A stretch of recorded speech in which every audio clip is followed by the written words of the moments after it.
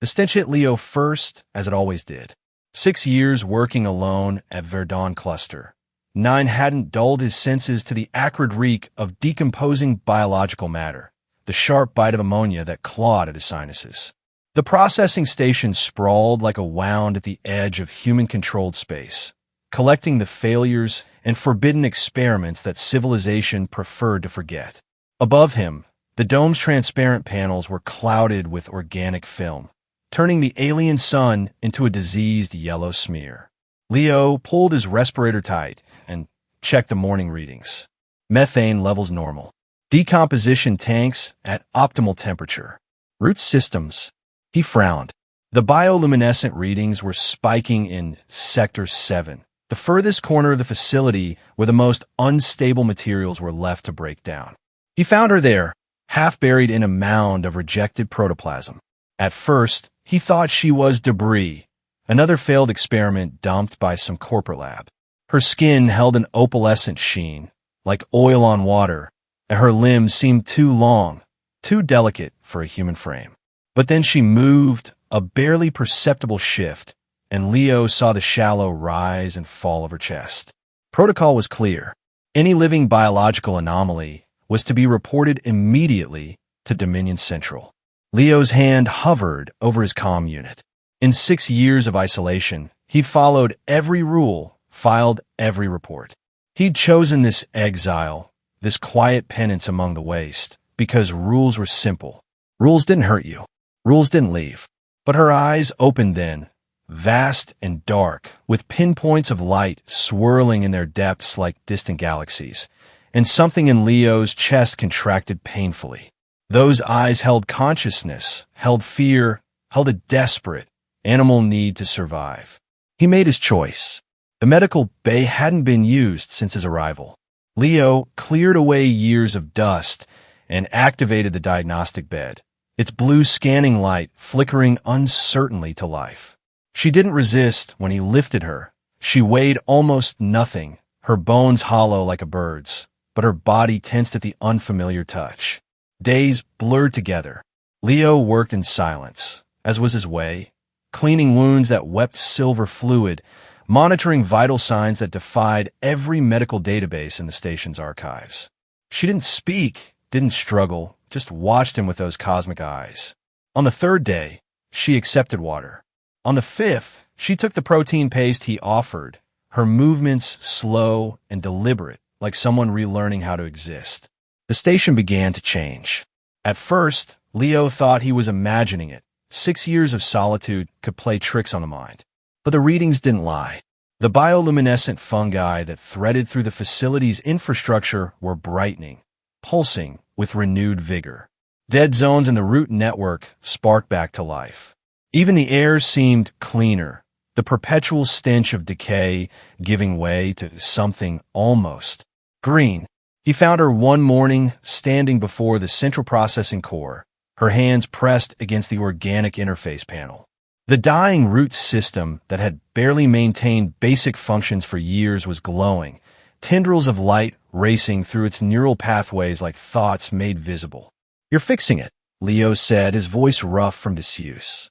She turned to him, and for the first time he saw something that might have been a smile touch her features. She pointed to herself, then to the root system, then made a gesture that seemed to encompass the entire station. Understanding dawned slowly.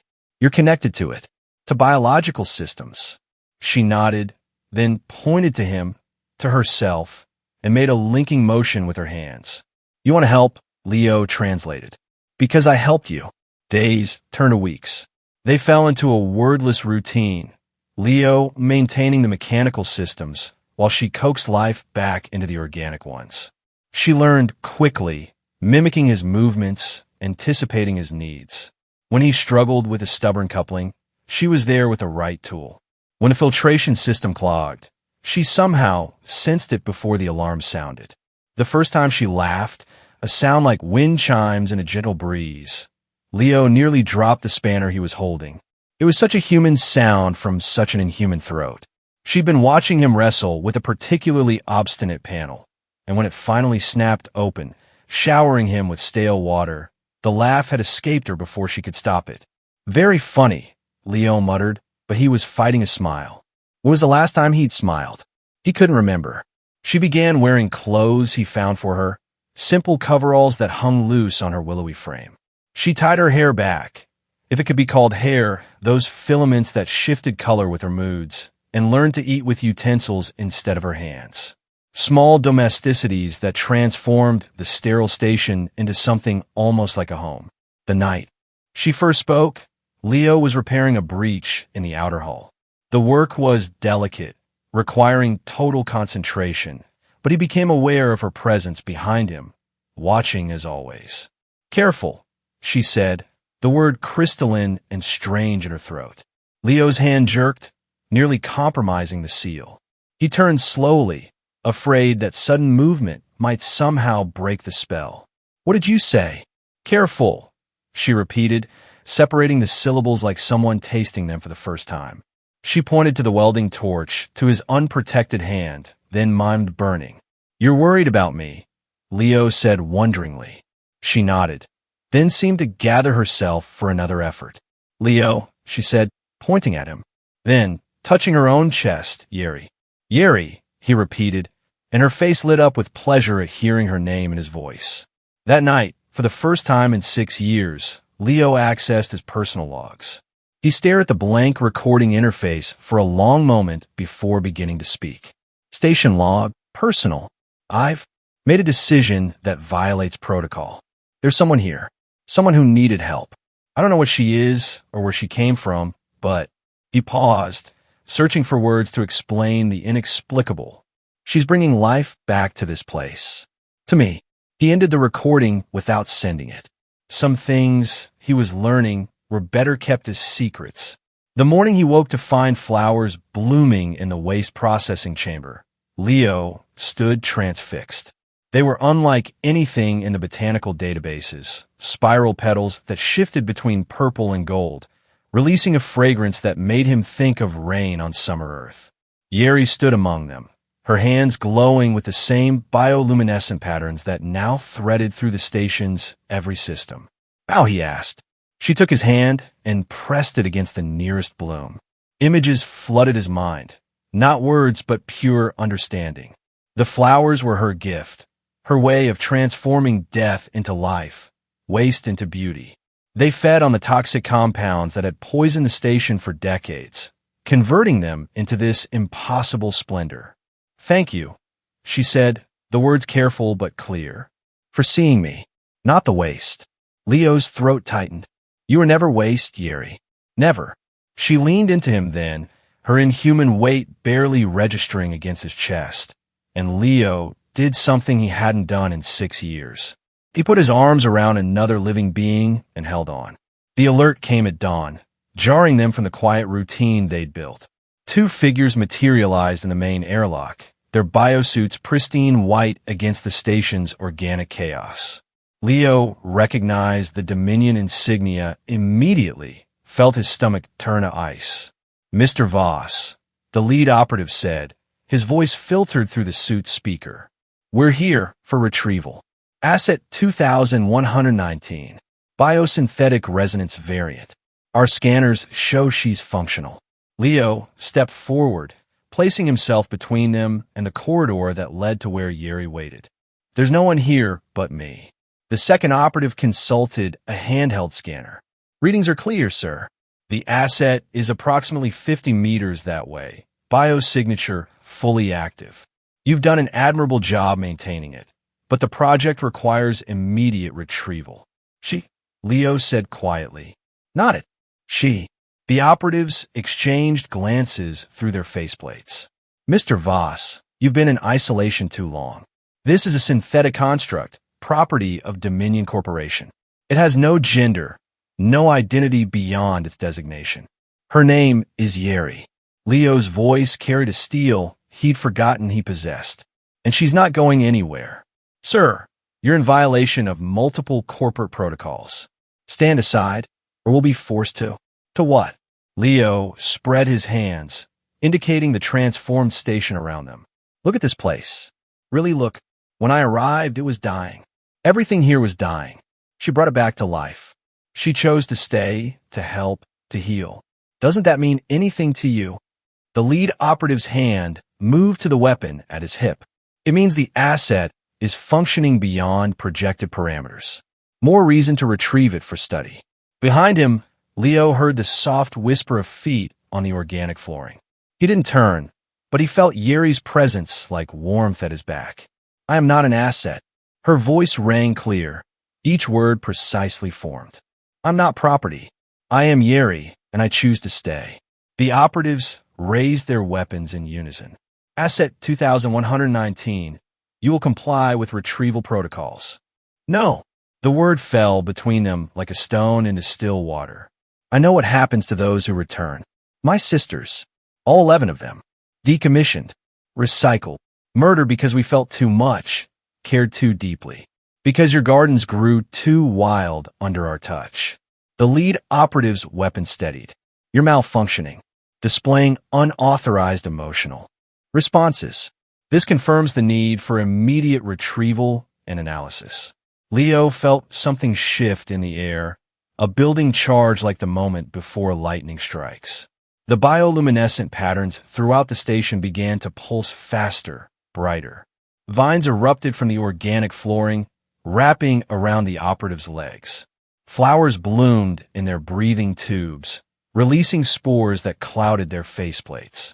The station protects its own, Yeri said softly, as Leo protected me, as I protect him. Leave now, while it still allows you to.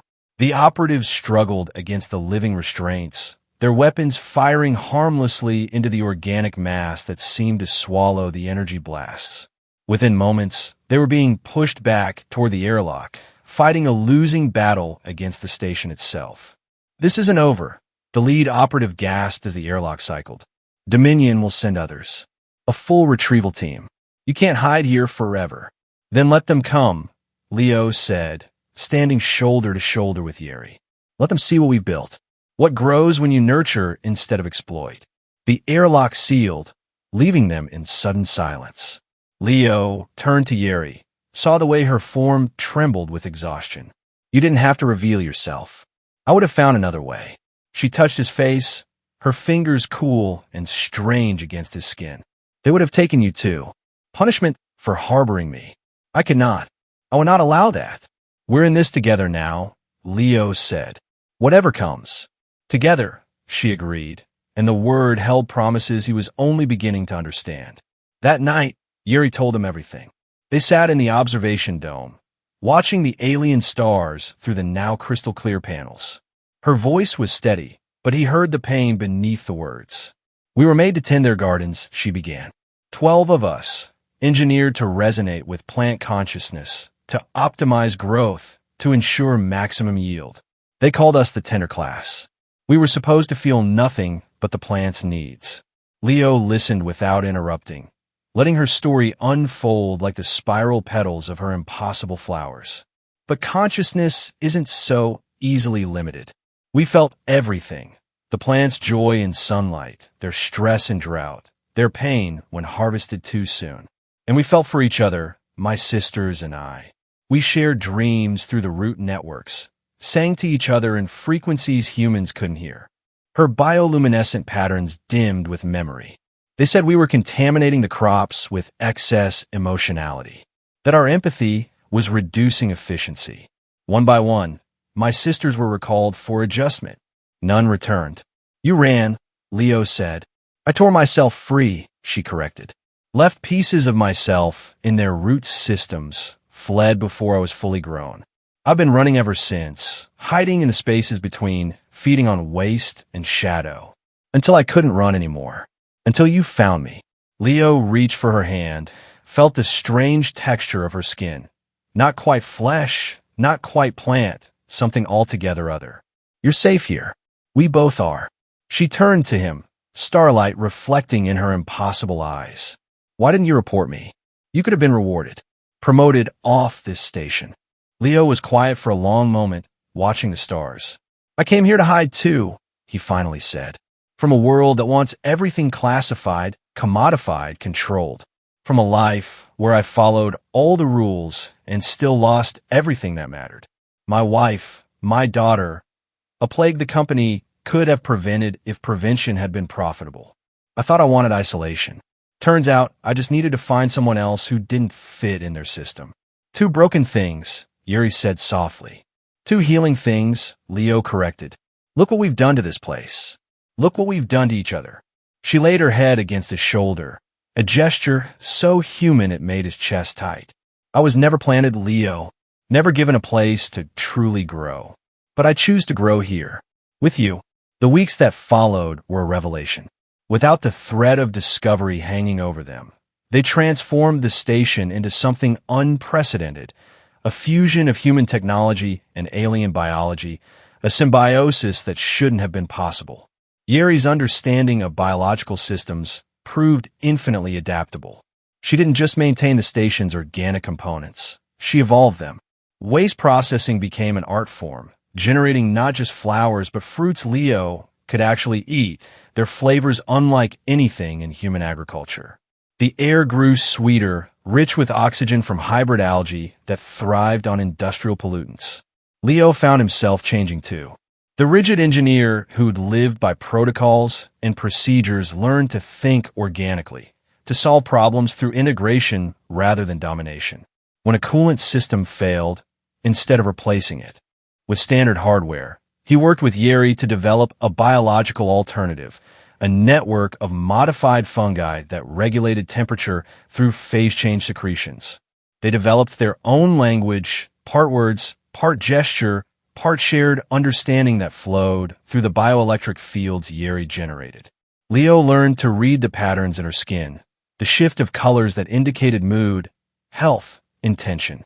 She learned his human needs for privacy, for silence, for the peculiar human comfort of routine. Their first real argument came over the garden she planted in what had been the detox chamber. Leo found her there one morning, surrounded by plants he didn't recognize, their leaves shimmering with an inner light that made him uneasy. These aren't from the approved databases, he said. No, she agreed, not looking up from her work. They're from home, from memory.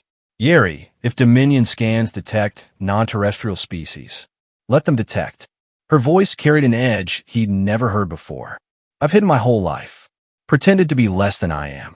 No more. They stood facing each other across the alien garden, and Leo saw something in her posture he recognized, the desperate need to claim space, to exist without apology. You're right, he said finally. I'm sorry. Plant whatever you need to plant. The tension dissolved, and she smiled, still a strange expression on her inhuman features, but beautiful in its sincerity.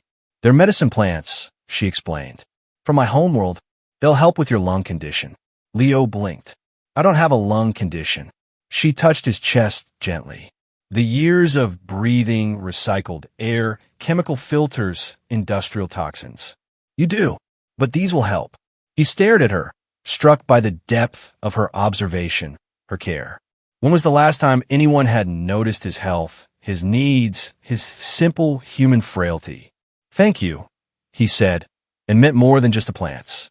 Their life settled into rhythms both alien and familiar. Morning repairs, afternoon gardening, evenings in the observation dome, watching stars wheel overhead. Yuri grew stronger, more confident, her form stabilizing into something that was uniquely hers, neither fully humanoid nor plant, but a harmony of both. She started teaching him her people's stories, painted in bioluminescent patterns across the dome's surface.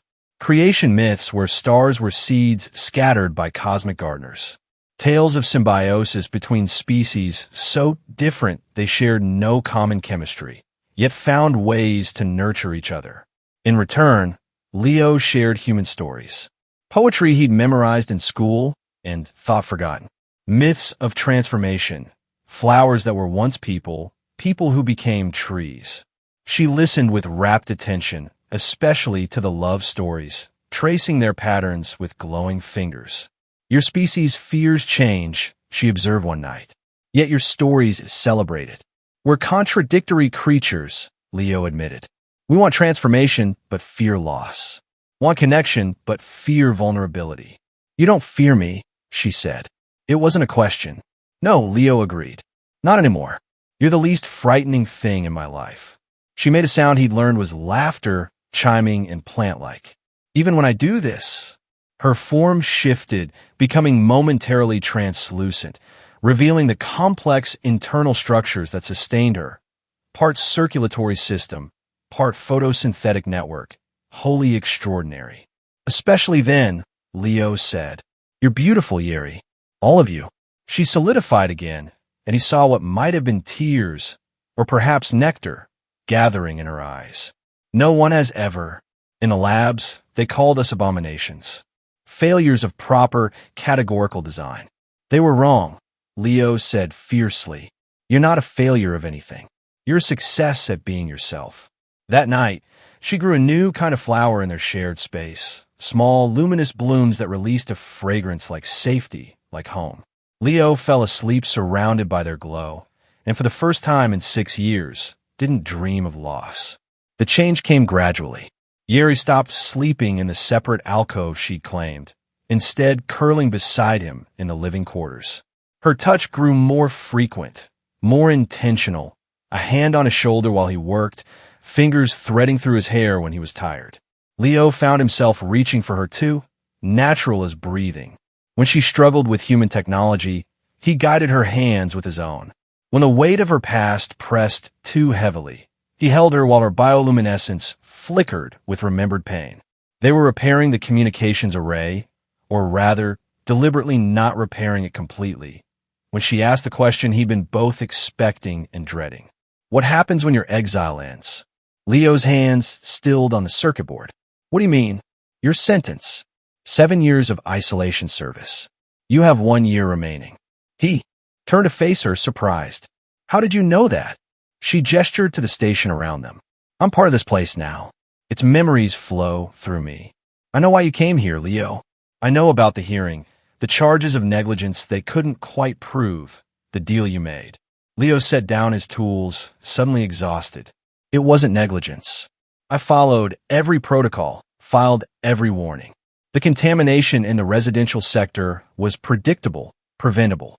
But the company had contracts to fulfill, deadlines to meet. They needed someone to blame when people started dying. Your family, Yeri said softly. My wife, my daughter, 47 others in our block. And I was the safety engineer who'd signed off on the environmental reports, who'd believed the company's assurances. His voice turned bitter. They offered me a choice, 7 years running a way station, or public trial where they'd drag my family's names through everything. Yeri moved closer, her presence warm against his side. You chose exile to protect their memory. And I've been in exile ever since, Leo agreed. Even before coming here. The moment I realized the company I'd served faithfully would sacrifice anything, anyone, for profit, I was already in exile. But now, she prompted. Leo looked around the transformed station, at the life blooming in every corner, at the extraordinary being beside him. Now I'm home. For the first time in years, I'm home. Then stay, Yeri said simply. When the year ends, when they come to retrieve you, stay. It's not that simple. My contract. Contracts are human constructs, she interrupted. They have no power over choice. Over will. You taught me that. Leo stared at her, struck by the truth of it. He'd spent so long following rules, honoring agreements made under duress, accepting the limitations others placed on his life. What about you? He asked. Dominion will keep looking. They'll send more teams. Let them look, Yeri said. I'm not hiding anymore. And if they find us... Her form shifted subtly, power coiling beneath her translucent skin. The station protects its own. As do I. That night, they made love for the first time. It was nothing like human intimacy. How could it be? But it was connection, communion, a sharing of selves that transcended physical form. Yeri's bioluminescence painted their quarters in shifting auroras, while Leo discovered that her skin sang, when touched, frequencies that resonated in his bones. Afterward, they lay entwined, Leo marveling at how right this felt. This impossible connection, this inhuman love. I never expected this, he murmured against what might have been her shoulder. Which part? She asked. amusement chiming in her voice. Any of it. Finding you. Healing. Feeling anything again, let alone... He gestured helplessly. Love, she supplied. Is that what this is? She shifted to look at him, her eyes cosmic and ancient and impossibly tender. What else would you call it? We've nursed each other back to life, built a world together, chosen each other over safety, over protocol, over fear. Love, Leo agreed, tasting the word like something new. Yes. The morning brought an unexpected gift. Leo woke to find Yeri standing by the observation window, her form practically vibrating with excitement. Look, she breathed. He joined her, peering out at the barren landscape surrounding the station. Except it wasn't barren anymore. Shoots of green pushed through the toxic soil, spreading outward in fractal patterns. The more he watched, the faster they seemed to grow. How is this possible? The contamination levels are changing, Yeri finished. The root system we've nurtured isn't contained by the station's walls. It's spreading underground, mycorrhizal networks carrying the cleansing compounds we've developed. The flowers that eat waste, the fungi that process toxins, they're teaching the native microbiome how to heal. Leo watched in wonder as the green tide advanced, transforming deadland into something alive. We're terraforming. We're healing, Yeri corrected. What was done to this place can be undone. It just needed the right symbiosis. Dominion will definitely notice this, Leo said. Good, Yeri replied. Let them see what's possible when you work with life instead of against it. They spent the day outside, the first time Leo had ventured beyond the station's protective shell in years. The air was still thin, but breathable. The soil still carried toxins, but at levels that no longer burned exposed skin. And everywhere, the green spread like hope made visible. That evening, as they watched sunset paint the sky in impossible colors, Yeri took his hand. Her own had changed. He noticed the fingers more defined, the grip more sure. She was still changing, still becoming. I want to share something with you, she said. A gift from my people. But I need your consent. For what? To plant a memory. To share not just my present, but my past. All of it. So you can truly know me. Leo squeezed her hand. Yes. The transfer was gentle, a warm pressure behind his eyes that resolved into images, sensations, experiences not his own. He saw her world.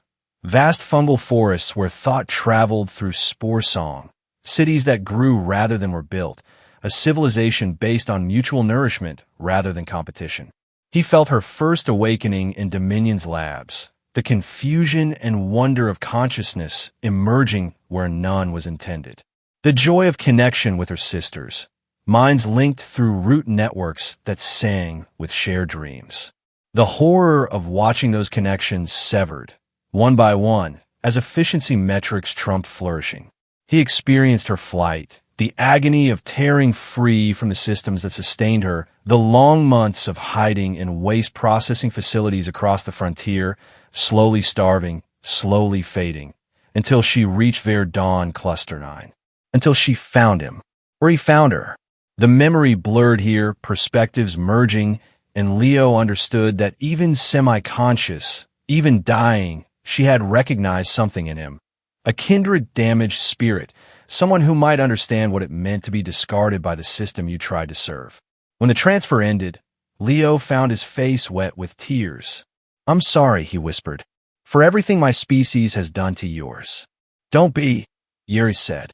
Without their cruelty, I'd never have found you. Never have learned that connection can be chosen, not just programmed. Never have discovered love. They held each other as the alien stars emerged, and Leo knew with absolute certainty that whatever came next, they would face it together. The year passed like a season, time marked not by calendars, but by growth. The station became a landmark. Travelers reported seeing it from orbit, a jewel of green and gold against the barren landscape. The transformation couldn't be hidden, and Leo knew their privacy was counting down to zero.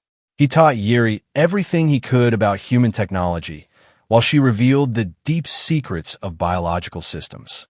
Together, they published anonymous papers on xenobotany forums, sharing breakthrough discoveries in waste remediation and symbiotic engineering. The scientific community buzzed with speculation about the source. They loved freely now, without reservation or doubt. Leo discovered that Yeri experienced pleasure as cascading light patterns, her whole form becoming a symphony of bioluminescence. She learned that humans needed touch like plants needed sunlight, and took joy in providing it, casual contact that anchored him to the present, to life, to her. Their connection deepened beyond the physical. Sometimes Leo would wake knowing things he hadn't learned, understanding biological processes with an intuition that felt borrowed. Yeri began anticipating his thoughts, responding to needs he hadn't voiced. "We're merging," she said one morning, finding him studying his hands. The skin showed faint traceries of bioluminescence, patterns that pulsed with his heartbeat. "Is that what this is?" Leo flexed his fingers, watching the light shift. "Symbiosis at the cellular level. Your body is learning from mine, adapting. And mine from yours." She showed him her own hands, the structure more human than before, though still gracefully alien. "We're becoming something new together. Are you okay with that?" She laughed, that wind chime sound he'd grown to love. "Leo, I was made to be a tool, designed to serve others' needs. For the first time, I'm choosing my own evolution, choosing to grow toward someone I love. How could I be anything but joyful?" The scanner alert came exactly 1 year after the retrieval team's visit. Leo wasn't surprised. He'd been monitoring approaching ships for weeks. What did surprise him was the ID signature, not Dominion Corporate but Stellar Survey Corps. "Government ship," he told Yeri, who was tending the rooftop garden they'd installed. "Military?" she asked, concern flickering across her features. "Scientific. The Corps maps frontier changes, documents new phenomena." He paused, reading the data stream. "They're here about the terraforming. The planetary changes are visible from the system's edge. Should we hide?" Leo looked at her, radiant in the morning light, surrounded by impossible gardens, wearing her otherness like a crown, and smiled. "No more hiding. For either of us." The ship landed beyond the green perimeter, and a single figure emerged. No biosuit this time. The air was clean enough to breathe. The woman who approached carried herself with the easy confidence of someone used to frontier spaces. "Dr. Sarah Chun," she introduced herself at the airlock. "Xenobiologist with the Survey Corps. And you must be Leo Voss." "Just Leo," he corrected. "And this is Yeri." If Dr. Chun was surprised by Yeri's appearance, she hid it well. Her eyes widened slightly, taking in the graceful hybrid form, the casual way Leo's hand rested on what might generously be called a shoulder. "Yeri," Chun repeated carefully, "you're the source of the biological anomalies we've been tracking." "I prefer innovations," Yeri said. "Anomalies suggest something wrong." Chen's expression shifted to professional interest. "Nothing wrong at all. The ecological rehabilitation happening here is unprecedented. We've never seen contaminated soil recover so quickly or adaptive flora spread with such purpose. It's almost like the ecosystem is being taught to heal itself." "That's exactly what's happening," Leo said. "Would you like to see?" They spent hours touring the station and its surroundings. Chun recorded everything, asked careful questions, took samples with permission. Her excitement grew with each discovery. "This could revolutionize colonial terraforming," she breathed, examining a flower that metabolized heavy metals into harmless proteins. "The applications for damaged worlds, for failed colonies, it's extraordinary. It requires partnership," Yeri said pointedly, "not exploitation. The healing works because we listen to what the ecosystem needs, not what we want from it." Shin nodded slowly. "I'm beginning to understand that. The Corps isn't Dominion, I should mention. We're federal oversight. If anything, we investigate corporate malfeasance, ensure colonial charters are honored." "And," Leo prompted, "and I'm concerned about records showing Dominion claiming biotechnology test site rights to this entire sector. Rights that would supersede your salvage claim, Mr. Voss." Leo felt Yeri tense beside him. "They're coming back." "Almost certainly," Chin agreed. They've noticed the same changes we have. Your isolation is over, one way or another. She paused, seemed to make a decision. But you're not without options. The Corps has authority to designate protected research zones, areas of special scientific value that override corporate claims. In exchange for, Leo had learned nothing came free from government entities. Access, research partnerships, the chance to learn how you've achieved this. Chun gestured to the thriving landscape. Not to exploit, but to understand. To help other worlds that corporations like Dominion have left for dead. Leo looked at Yeri, saw his own thoughts reflected in her cosmic eyes. They'd known this day would come, that their private paradise couldn't last forever. The question was how to face it. I need to discuss this with my partner, Leo said. Chun smiled. Of course. I'll be at my ship. Take your time. That night, they lay in their garden dome, surrounded by bioluminescent flowers that pulsed like slow heartbeats. Earth's moon was rising, or perhaps it was one of the local satellites. Leo had stopped keeping careful track of celestial mechanics. What do you think? He asked. I think hiding is finished, Yeri said. We've grown too large, changed too much. The question is how we want to be found. The Corps would protect us, give us legitimacy. Legitimacy in whose eyes? Yeri countered. I don't need their approval to exist. Neither do you, but we might need their protection. And if we could help other worlds. She was quiet for a long moment. I've been talking to the planet. Leo propped himself up on an elbow. What? The deep networks, the fungal systems we've awakened. They're old, Leo. Older than human colonization. This world was alive once, before mining and dumping poisoned it. It wants to heal. It just needed someone to show it how. And you think the Corps would understand that? I think Dr. Cha might. She has the right kind of mind.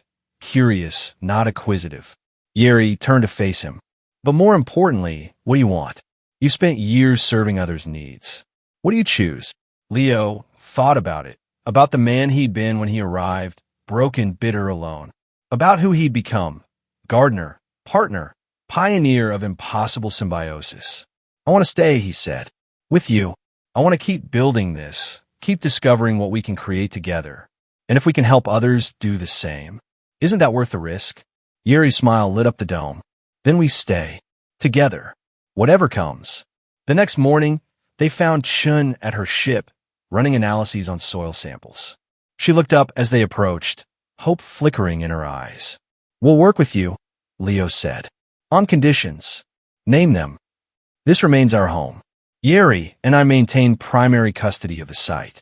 No corporate access, no matter what Dominion claims. Done. The Corps can establish a protection order within hours. Any research is fully collaborative. Yeri has final say on biological interventions. And findings are published openly. No classified reports that end up in corporate hands. Chun nodded. Agreed. And Yeri's identity remains protected. No genetic sampling, no attempts to trace her origins. She's a citizen of this station, legally human under frontier law. Chun's eyebrows rose slightly at that, but she nodded. I can make that happen. Frontier marriages are recognized federally. Would it help establish legal status? Leo felt Yeri's hand slip into his.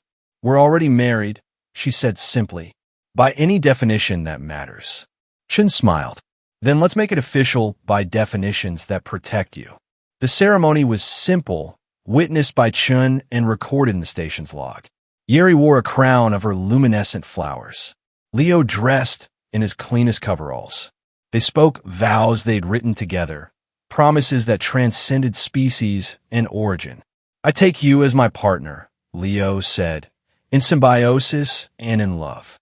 To grow with you, to heal with you, to discover what we might become together. I choose you as my husband, Yeri replied, the human word strange and perfect in her voice. To nurture and be nurtured, to protect and be protected, to bloom in whatever soil we find ourselves. Chun sealed the documents, transmitted them to the Federal Registry. Congratulations, Mr. and Mrs. Voss. Yeri laughed, delighted. Mrs. I like that. Such a specific sound for belonging. They celebrated in the garden, Chun sharing stories of other worlds she'd surveyed while Leo and Yeri fed her fruit that tasted like starlight and wine that glowed in the glass. I've seen a lot of partnerships, Chun said as evening painted the sky. Research teams, colonial pairs, even a few interspecies collaborations. But this, what you've built here, is unique. It's love, Yeri said simply. Everything else follows from that. 2 days later, Dominion arrived in force. 6 ships, military grade, settling into orbit like carrion birds. Leo watched their approach on the long-range scanners, fear and determination warring in his chest. The protection order? He asked Chun. Filed and confirmed. They can posture, but they can't land without federal permission. She was already at the communications array, preparing to broadcast. Let me handle the initial contact. The exchange was terse, corporate authority meeting federal mandate. Dominion demanded access to their stolen property. Chun countered with documentation of the site's protected status. Leo and Yeri's legal marriage, the frontier citizenship automatically conferred by that union. This is unacceptable, the Dominion commander snarled through the comm. That thing is a proprietary bioweapon. It has no rights. She is a recognized citizen, Chun replied calmly. Your claims are noted and rejected. Any attempt to breach the protection zone will be considered an act of corporate warfare against the federal government. The standoff lasted days. Dominion filed legal challenges, sent increasingly desperate messages, even attempted to land a stealth shuttle that the station's enhanced defense systems easily repelled. Through it all, Leo and Yeri continued their work. If anything, the threat clarified their purpose. They documented everything, every discovery, every innovation, every moment of their unlikely love story. If they take me, Yeri said one night, I want the universe to know what we proved here. That connection is stronger than control. That love can bloom anywhere between anyone. They won't take you, Leo said fiercely. Not while I'm breathing. She touched his face, her fingers leaving trails of light. My brave human, my chosen one, you've already given me more than I ever dreamed. Whatever happens, I have no regrets. The end came not with violence, but with Dominion's retreat. Faced with federal intransigence, mounting legal costs, and growing public interest in the miracle of Verdun Cluster 9, the corporation withdrew its fleet. They'll be back, Chun warned. Maybe not Dominion, but others. What you've created here is too valuable, too revolutionary. There will always be those who want to own it. Let them come, Leo said, his arm around Yeri's waist. We'll be ready. Chun departed a week later, promising to return with a full research team. Volunteers only, scientists who understood the work's true nature. She left behind federal monitoring equipment and a direct line to Corps headquarters. Alone again, Leo and Yeri stood in their rooftop garden, watching her ship disappear into the star field. Do you miss it? Leo asked. The silence? The privacy? No, Yeri said. That was hiding. This is living. They walked through their domain, no longer a way station, but a nexus of transformation. Everywhere, life flourished in impossible ways. The planet itself seemed to be waking up, ancient systems stirring to new purpose. That night, as they lay together beneath the transparent dome, Yeri spoke the words that would echo through the rest of their lives. Husband, she said, tasting the term like something sweet. My husband. Wife, Leo replied, marveling at how natural it felt. My wife. They thought I was waste, she murmured against his chest. Broken. Wrong. But you saw me. Saved me. You saved yourself, Leo corrected. I just gave you space to bloom, and you saved me in return. Brought me back to life. Symbiosis, she said, her glow pulsing with contentment. Love, he agreed. They fell asleep entwined, human and alien, husband and wife, gardeners of impossible futures. Outside, the planet continued its healing, spreading their gift to the stars. Months later, the first refugees arrived. A mining colony, evacuated from a world Dominion, had stripped and abandoned. Chun had suggested Verdun Cluster 9 as a possible sanctuary. Leo watched Yeri organize their settlement, her alien grace somehow reassuring to the frightened humans. She taught them the basics of symbiotic cultivation, showed children how to sing to seeds, helped engineers reimagine their relationship with living systems. She's remarkable, the colony leader said, watching Yeri coax vegetables from soil that had been barren weeks before. Are there others like her? There's no one like her, Leo said with quiet pride. But she's teaching us how to become something new, something better. The colony thrived, becoming the first of many. Word spread through the frontier, a place where the broken could heal, where the impossible became everyday reality, where love transcended every boundary humans had imagined. And at the center of it all, Leo and Yeri tended their garden. They aged differently, Leo gaining distinguished silver in his hair, while Yeri seemed to grow more luminous with each passing season. But their connection only deepened. On quiet nights, they would climb to the observation dome and watch the stars, marveling at the journey that had brought them together. Do you think they understand yet? Yeri would ask. Your people? That we're all capable of this. Some do, Leo would answer. More every day. You're teaching them. We're teaching them, she would correct, taking his hand. Together. And together they would sit, human and alien, husband and wife, watching the universe bloom with possibilities they had planted, nurtured, and set free. In the end, love was the only technology that mattered. And it grew everywhere they planted it, transforming waste into wonder, loneliness into connection, two broken beings into something whole and beautiful and entirely new. The flowers still bloom at Verdun Cluster 9.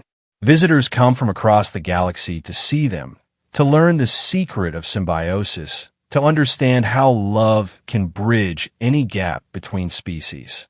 They always find the same thing, an old man and his luminous wife, tending their garden, showing anyone who asks that the universe's greatest secret is also its simplest truth. We are all one. We all can bloom. We all can choose to love. And in choosing, we transform everything.